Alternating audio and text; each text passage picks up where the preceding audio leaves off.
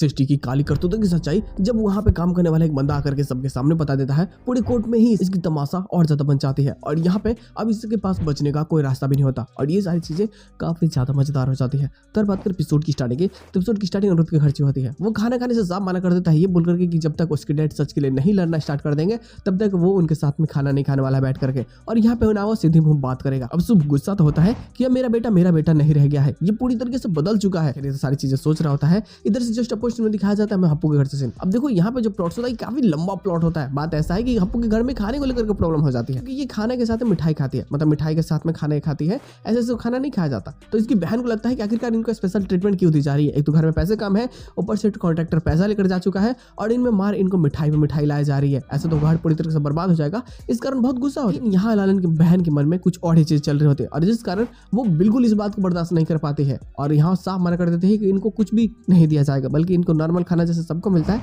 वैसे ही दिया जाएगा। क्योंकि ये कहीं ना कहीं अपने भाई की चिंता करते हैं कि इस बेवकूफ लड़की के चक्कर में कहीं ना कहीं पूरा घाड़ी तमाशे में ना बन जाए। खैर इधर से जस्ट अपोजिट में हमें जनक और ब्रिजभूषण को दिखाया जाता है। अब देखो ब्रिजभूषण बहुत परेशान है। कहते हैं ना कि जब मौत होने वाली होती है तो उससे पहले ही इंसान को एहसास हो जाती है, वैसा इसके साथ में भी होता है। इसे भी अब डर लगने लगता है। इसे भी लगता है कि शायद कुछ बहुत बुरा होने वाला है। इसका प्रभाव अब इसके चेहरे पे देखने को मिलती है। हालांकि जनक को भी इसका एहसास होता है लेकिन वो डरी हुई होती है। उसे लगता है कि शायद कुछ गलत ना हो। हालांकि कोर्ट में आज उसे ही कटघरे में बुलाया जाता है। बताती है कि भाई इससे लेकर के तेजस ने किडनैप कर लिया था। पहले झूठ बोल करके ले गए कि हाँ अनिरुद्ध बहुत सीढ़ियों से गिर गए हैं, बाद में किडनैप कर लिया और पानी में फेंक दिया, ये सारी चीजें। अब यहाँ सृष्टि बोलती है कि सब झूठ है क्योंकि इसमें नाम आता है कि सृष्टि मुखर्जी शामिल है।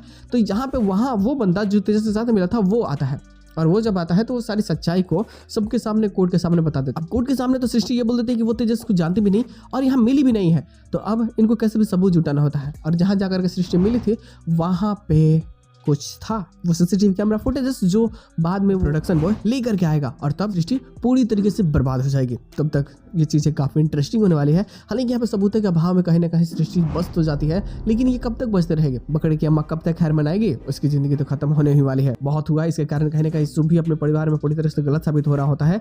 अब इस केस के एंड होते होते वकालत की डिग्री सभी कुछ चल जाएगी और फिर ये नॉर्मल इंसान बन जाएगा। लेकिन जो अनिरुद्ध और ब्रिजभूषण की जान खतरे में पड़ेगी ये काफी इंटरेस्टिंग और काफी मजेदार होगा। ऑलरेडी हमने इस पर बात कर ली है कि शायद यहाँ अनिरुद्ध बच जाता है, यहाँ पे मौत सिर्फ ब्रिजभूषण की ही होगी और तब मौत हो जाएगी। तो वैसे भी ब्रिजभूषण ने वादा ले ही लिया है कि अनिरुद्ध इसके बाद में झनक का ख्याल रखेगा। हो सकता है झनक को लेकर के वो अपने घर जाए। ये सारी चीज एक्स्ट्रा प्लॉट में कंप्लीट की जाएगी।